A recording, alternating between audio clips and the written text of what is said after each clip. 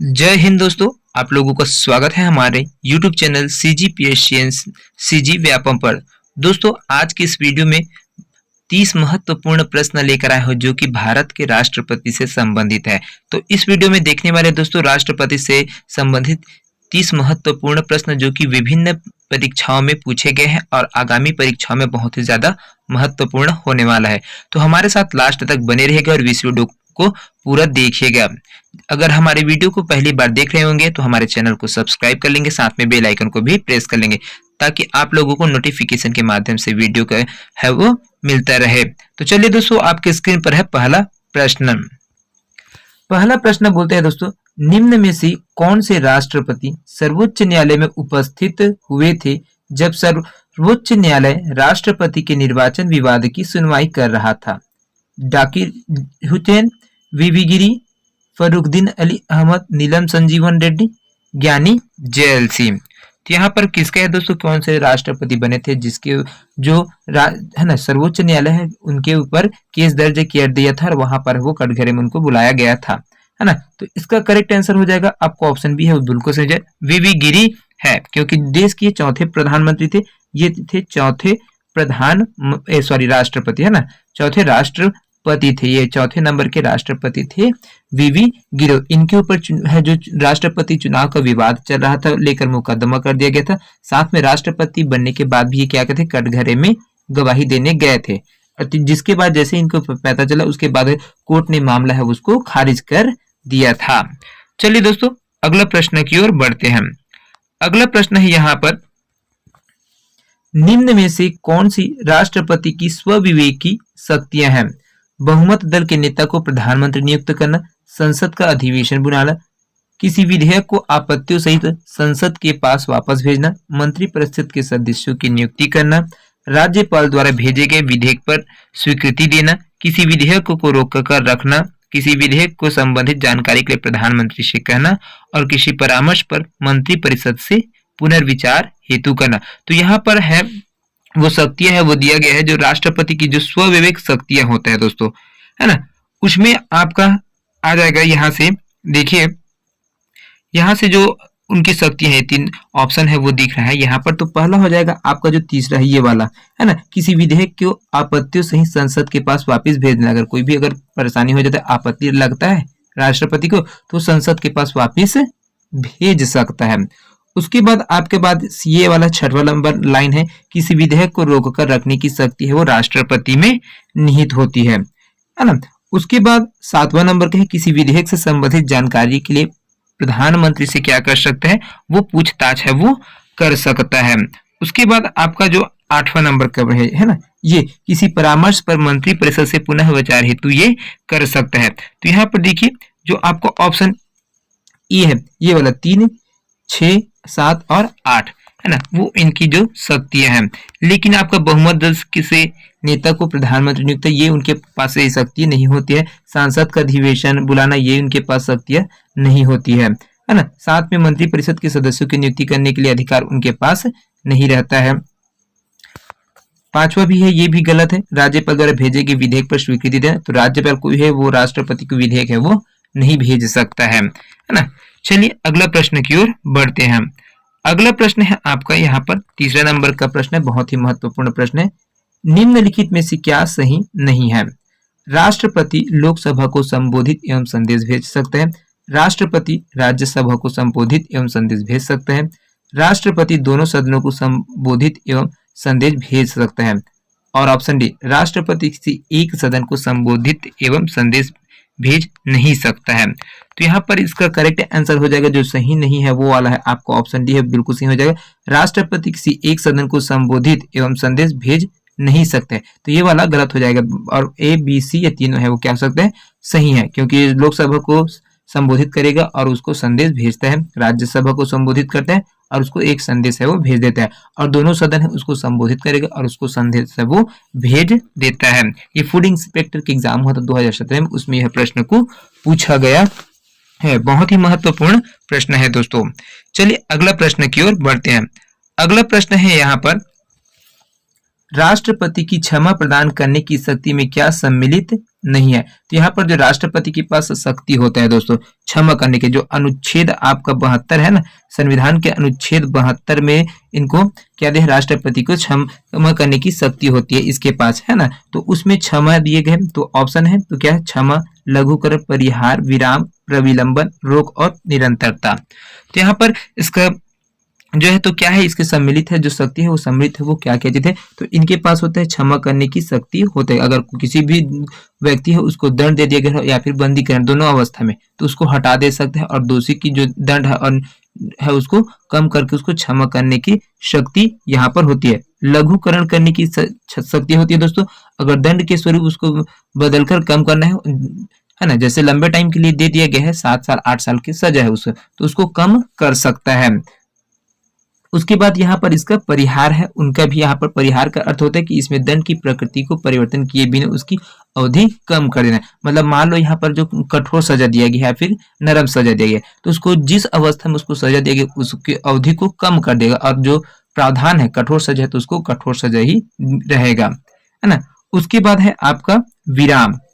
विराम है तो इसमें भी क्या, किसी विशेष इस परिस्थिति में किसी दोषी को दिए गए दंड के पालन करने से रोकने की क्षमता होती है, उसको रोकने की, यहाँ पर विराम करने की शक्ति है वो होती है। और अगला है प्रविलंबन, है ना। प्रविलंबन है तो दोषी व्यक्ति है कि क्षमा याचना अथवा दंड के स्वरूप में परिवर्तन याचना के लिए समय देने की शक्ति होती है उसके पास, और किसी दंड विशेषकर मृत्यु दंड पर अस्थायी जो क्या है निलंबन है वो कर सकता है। ठीक है, तो ये वाला जो आपका ऑप्शन है ना, तो ये आपका बिल्कुल सही हो जाएगा। तो इतना सारा चीज है उसमें, ये जो राष्ट्रपति है उनके पास क्षमा करने की शक्ति होती है ना। तो इसमें जो क्या सम्मिलित नहीं है, तो जो सम्मिलित नहीं है उनको देखिए, तो जो सम्मिलित नहीं है वो रोक लगाना और निरंतरता है यहाँ पर, है ना। रोक लगाने की शक्ति है और निरंतरता ये दोनों नहीं है, तो ये आपका क्या हो जाएगा, नहीं है। तो इसमें जो इनके पास शक्ति है वो नहीं आए। बाकी क्षमा, लघुकरण, परिहार, विराम और प्रविलंबन ये सब उनके पास शक्तियां होती है अनुच्छेद 72 के तहत। चलिए अगला प्रश्न की ओर बढ़ते हैं। अगला प्रश्न है आपका यहाँ पर, किसी विधेयक पर राष्ट्रपति हस्ताक्षर करने से इनकार कर सकता है।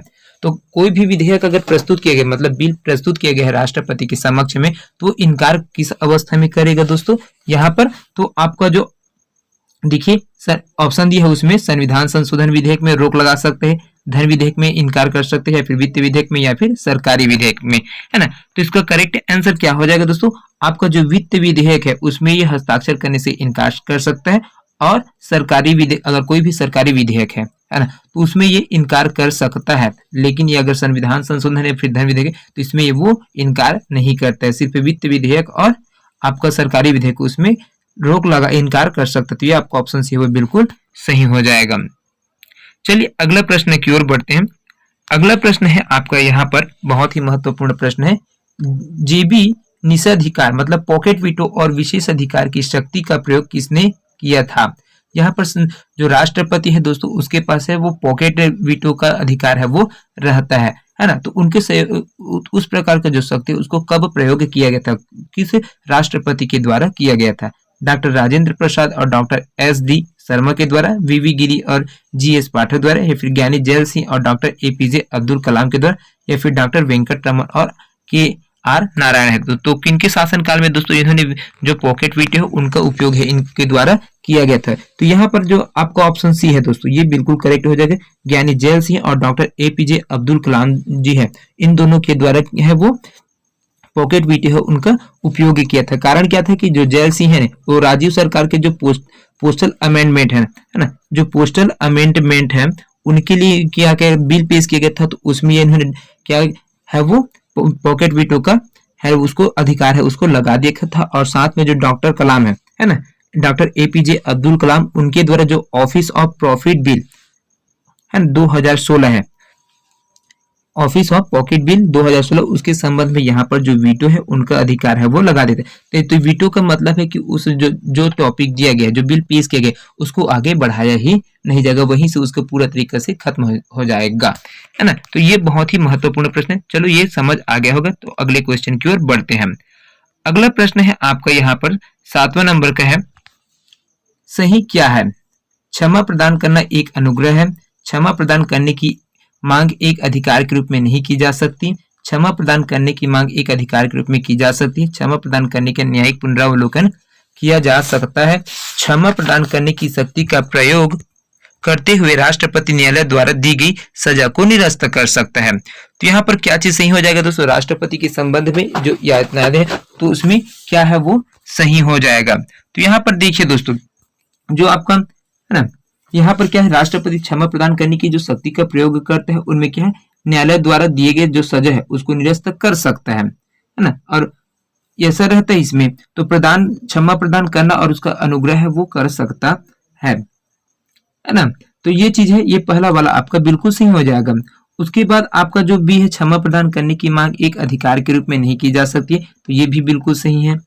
और आपका जो ऑप्शन डी है, क्षमा प्रदान करने का न्यायिक पुनरावलोकन किया जा सकता है, तो ये बिल्कुल क्या है, सही है। लेकिन आपका जो सी है और ई है वो बिल्कुल गलत है। चलिए अगला प्रश्न की ओर बढ़ते हैं। अगला प्रश्न है 8वां नंबर का, बहुत ही महत्वपूर्ण प्रश्न है। यहाँ पर देखिए, राष्ट्रपति के विरुद्ध महाभियोग के विषय में क्या सही है। तो जैसे राष्ट्रपति के ऊपर महाभियोग लगाया तो उसके विषय में क्या सही है, यह एक प्रस्ताव के रूप में पुनः स्थापित किया जाना चाहिए। यह 14 दिन की पूर्व सूचना पर लोकसभा में पुनः स्थापित किया जा सकता है। यह लोकसभा के 1/3 सदस्य द्वारा हस्ताक्षरित होना चाहिए।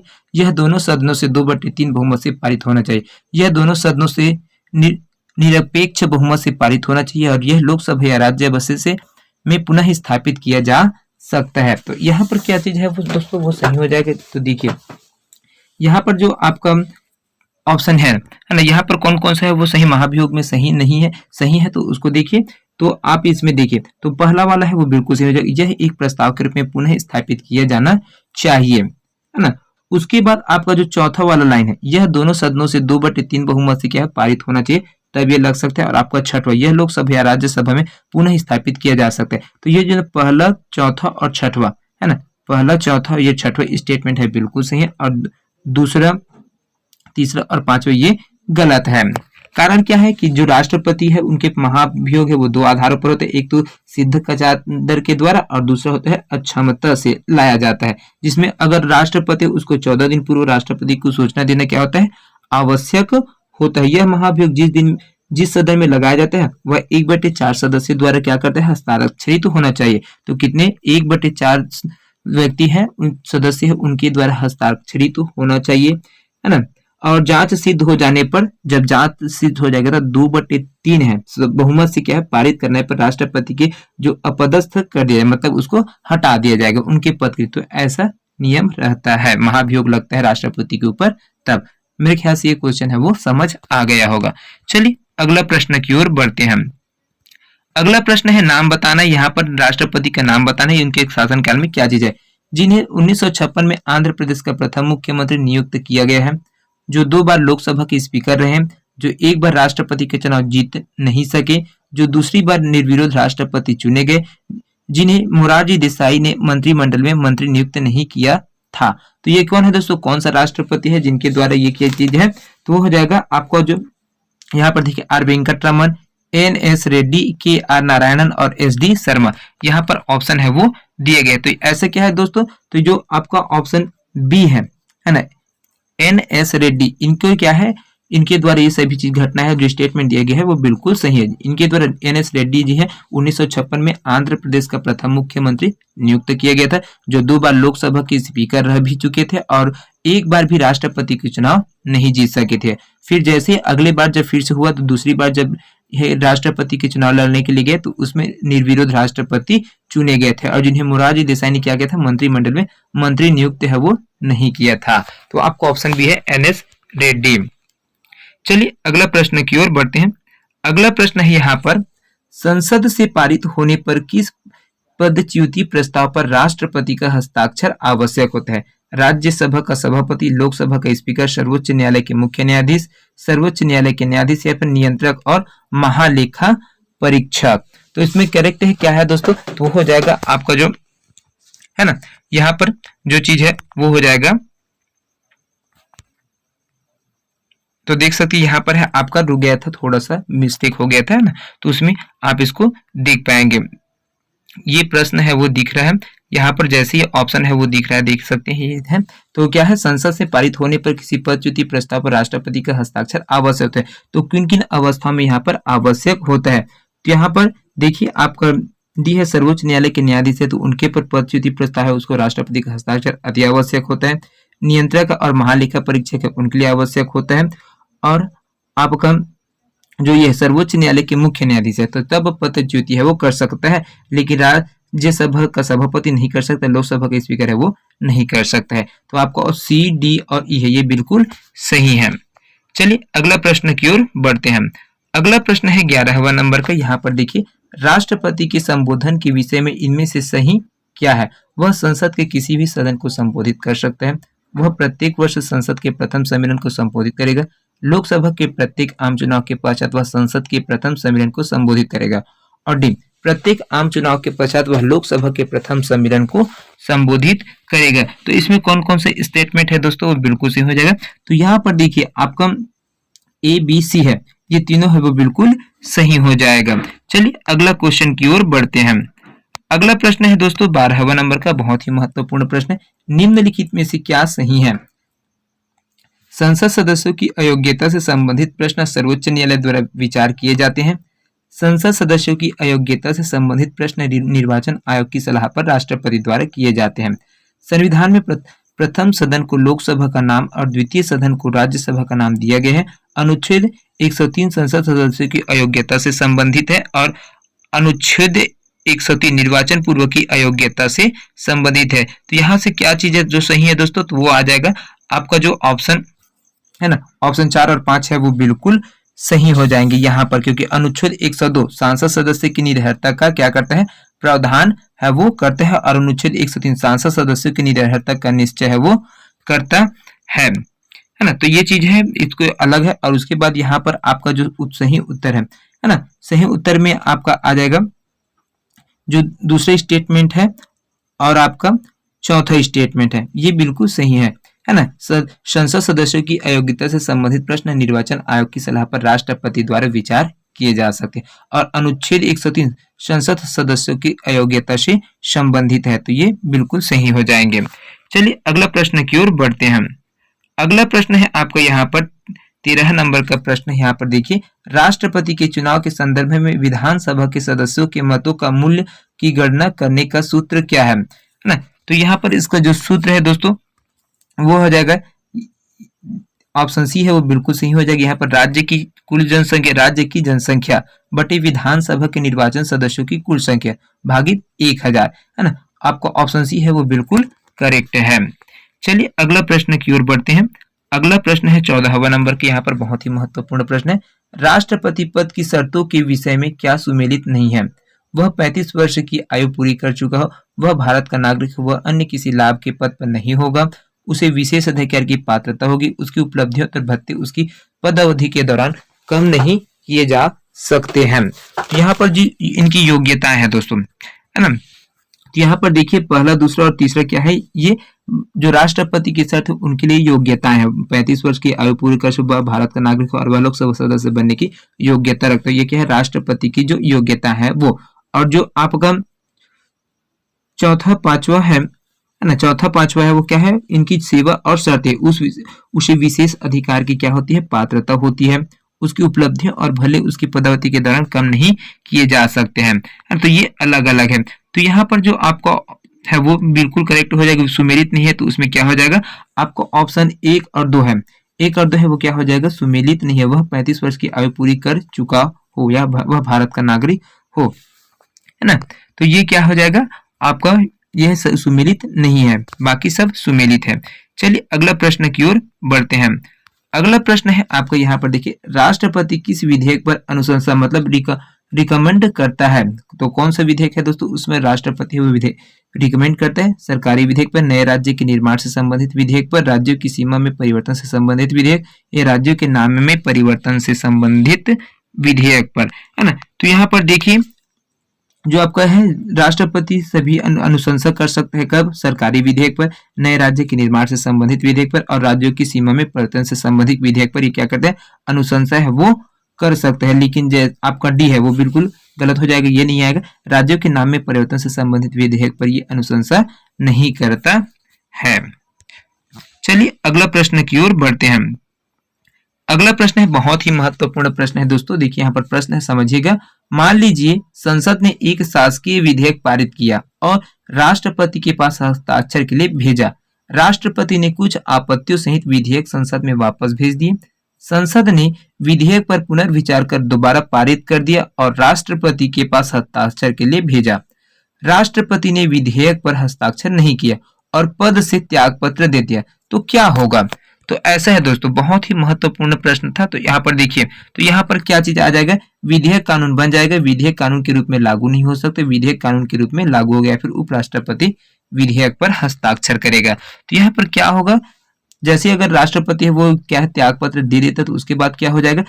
विधेयक कानून के रूप में लागू नहीं हो सकता है, क्योंकि ऐसा करने से वह, जब तक अगर राष्ट्रपति का हस्ताक्षर नहीं होगा किसी भी विधेयक पर, तो वह कानून के रूप में अस्तित्व में, कानून बनकर अस्तित्व में नहीं आ सकता है। चलिए अगला प्रश्न की ओर बढ़ते हैं। अगला प्रश्न है 17वां नंबर का, बहुत ही महत्वपूर्ण प्रश्न है। किस विधेयक पर राष्ट्रपति हस्ताक्षर करने से इनकार कर सकता है? सरकारी विधेयक, वित्त विधेयक, संविधान संशोधन विधेयक, धन विधेयक। तो यहाँ पर इसका करेक्ट आंसर क्या हो जाएगा दोस्तों? आपका जो करेक्ट आंसर है वो हो जाएगा, एक सरकारी विधेयक है उसमें ये क्या करते हैं, इनकार कर सकते हैं, और वित्त विधेयक है उसमें इनकार कर देते हैं, राष्ट्रपति हस्ताक्षर करने से इनकार कर दे। लेकिन अगर संविधान संशोधन है तो उसमें हस्ताक्षर करेगा, धन विधेयक है तो उसमें हस्ताक्षर करेगा। 2018 में सीजी व्यापम के द्वारा इस प्रश्न को पूछा गया है। चलिए अगला प्रश्न की ओर बढ़ते हैं। अगला प्रश्न है यहाँ पर, राष्ट्रपति के निर्वाचन के लिए योग्यता में क्या सुमेलित नहीं है? वह भारत का नागरिक है, वह 35 वर्ष की आयु पूरा कर ली है, वह किसी लाभ के पद पर नहीं है, और वह लोकसभा का सदस्य निर्वाचित होने के लिए अर्हित है। तो इसका करेक्ट आंसर क्या हो जाएगा? जो सुमेलित नहीं है उसमें यहाँ पर वह किसी लाभ के पद पर नहीं है, तो ये चीज है वो गलत हो जाएगा, है ना। चलिए अगला प्रश्न की ओर बढ़ते हैं। अगला प्रश्न है आपका 19वां नंबर का। यहाँ पर देखिए, राष्ट्रपति के निर्वाचन में नामांकन पत्र होना चाहिए।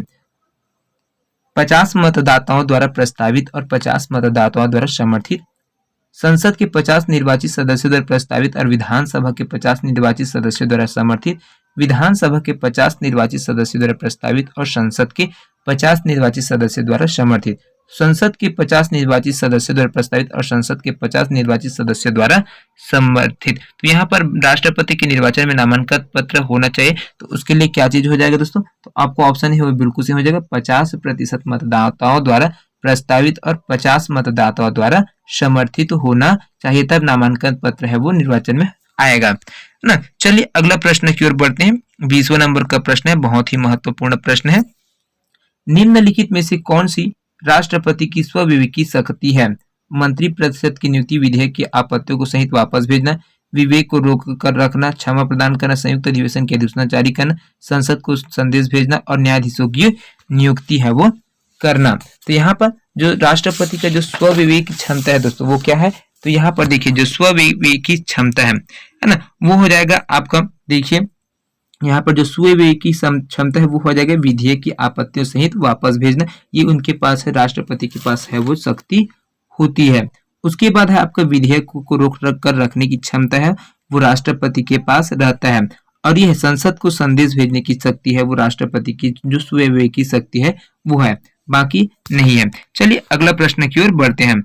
अगला प्रश्न है 21वां नंबर का। यहाँ पर देखिए 21वां नंबर का प्रश्न बोलते हैं, भारतीय संविधान का परिरक्षण, संरक्षण और प्रतिरक्षण की शपथ या प्रतिज्ञान कौन करता है? तो भारतीय संविधान के परिरक्षण, संरक्षण और प्रतिरक्षण की शपथ या प्रतिज्ञान कौन करता है दोस्तों? तो यहाँ पर आपका ऑप्शन ये है, बिल्कुल से एक सही हो जाएगा, राष्ट्रपति के द्वारा किया जाता है। शब्दों का अर्थ है परिरक्षण, मतलब दूसरे को संविधान का उल्लंघन नहीं करने देना होता है ना। तो यहाँ पर परिरक्षण का मतलब क्या था? दूसरे को संविधान का है उसको उल्लंघन नहीं करने देना।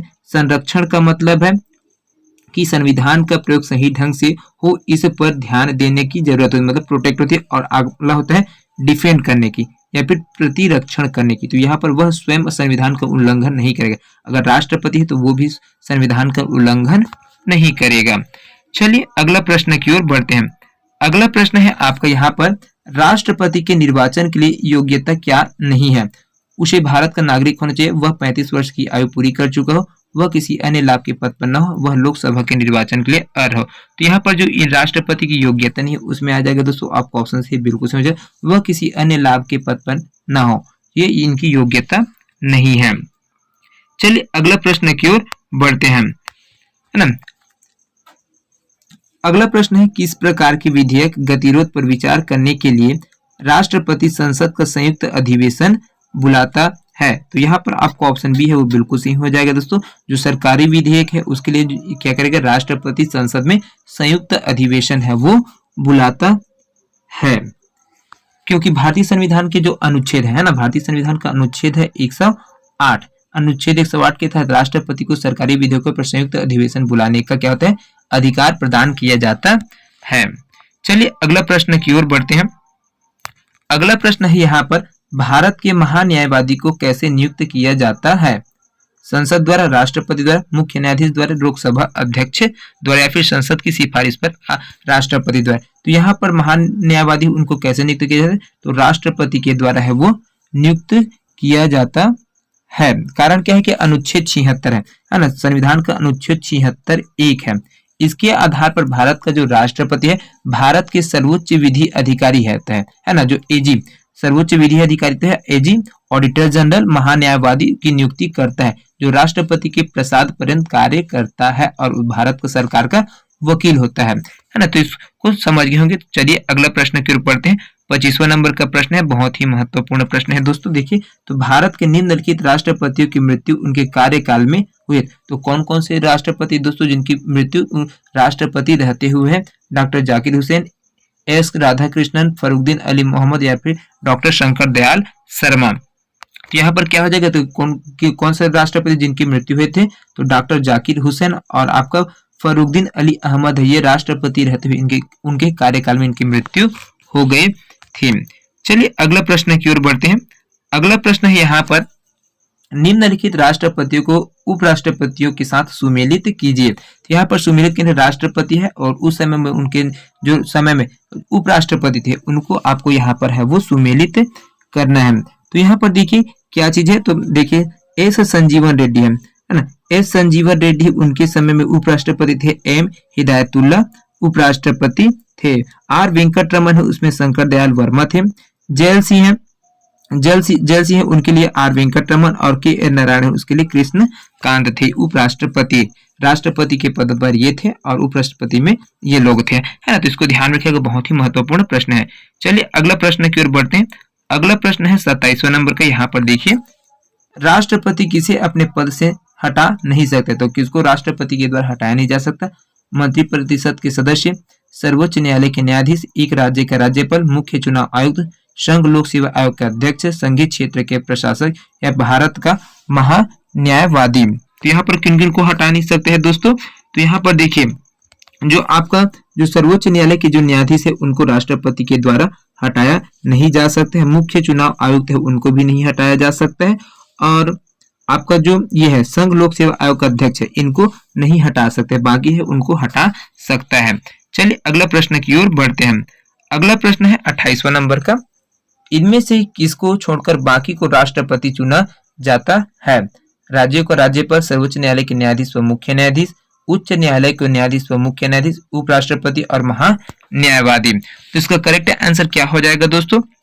यहाँ पर जो है ना, यहाँ पर है वो आपका ऑप्शन डी है वो बिल्कुल सही हो जाएगा। जो उपराष्ट्रपति है उनको राष्ट्रपति चुना नहीं जाता है, संसद के दोनों सदनों द्वारा जो उपराष्ट्रपति है उनका चुनाव किया जाता है। चलिए अगला प्रश्न की ओर बढ़ते हैं। 29वां नंबर का प्रश्न है, बहुत ही महत्वपूर्ण प्रश्न है। इनमें से कौन आनुपातिक प्रतिनिधित्व प्रणाली के एकल संक्रमणीय मत पद्धति के द्वारा निर्वाचित नहीं होता है? उपराष्ट्रपति, स्पीकर, राज्यसभा के सदस्य, राज्य विधान परिषद के सदस्य। तो इसका करेक्ट आंसर हो जाएगा दोस्तों आपको ऑप्शन बी है वो बिल्कुल सही हो जाएगा। स्पीकर है उनका क्या है, एकल संक्रमण पद्धति के द्वारा निर्वाचन नहीं होता है। चलिए आज के सेशन का अंतिम प्रश्न है दोस्तों, जो 30वां नंबर का बहुत ही महत्वपूर्ण प्रश्न है। देखिए, तो भारतीय राष्ट्रपति के चुनाव में एक मतदाता का मत अवैध हो जाएगा यदि, तो कौन सा अवस्था है दोस्तों जिसमें जो मतदाता है राष्ट्रपति के चुनाव में, तो वहां पर मतदाता का जो मत है वो अवैध हो जाएगा। तो वह चुनाव लड़ने वाले सभी अभ्यर्थियों को वोट देता है, वह एक अभ्यर्थी को वोट देता है और शेष को खाली छोड़ देता है, वह एक एक से अधिक अभ्यर्थी को समान वरीयता क्रमांक देता है, वह अपने सभी वोट एक अभ्यर्थी को देता है। तो यहाँ पर देखिए दोस्तों, जो चारों स्टेटमेंट है वो बिल्कुल गलत है। कारण क्या है कि यहाँ पर जो आपका राष्ट्रपति का चुनाव है उसमें अगर मत देना होगा तो आपको प्रेफरेंस डालते हुए 1 2 3 4 ऐसे करके आपको क्रम में राष्ट्रपतियों के जो नाम है उनको चुनना होता है, ना कि उनको वोट देना होता है ना। तो यहाँ पर आपको जो प्रेफरेंस है वो आपको प्रायोरिटी है उसको पहले देना है। किसको आप पहले नंबर में राष्ट्रपति देखना चाहते हैं, किसको दूसरे नंबर पे देखना चाहते हैं, किनको तीसरे नंबर पे या फिर चौथे नंबर। तो जितने भी राष्ट्रपति की पद के लिए नाम आएंगे, नामांकन के, उसको आपको पहला दूसरा तीसरा ऐसे करके देना होता है। तो इस प्रकार से ये जो चारों स्टेटमेंट है वो बिल्कुल गलत है। तो दोस्तों ये 30 प्रश्न आप लोगों को कैसे लगा कमेंट करके जरूर बताइएगा, और वीडियो आप कहाँ से देख रहे हैं उसको भी बताइए। वीडियो पसंद आएगा तो ज्यादा से ज्यादा लोगों तक शेयर करिएगा और हमारे चैनल को सब्सक्राइब करें। तो मिलते हैं अगले वीडियो में दोस्तों, तब तक के लिए अलविदा, जय हिंद।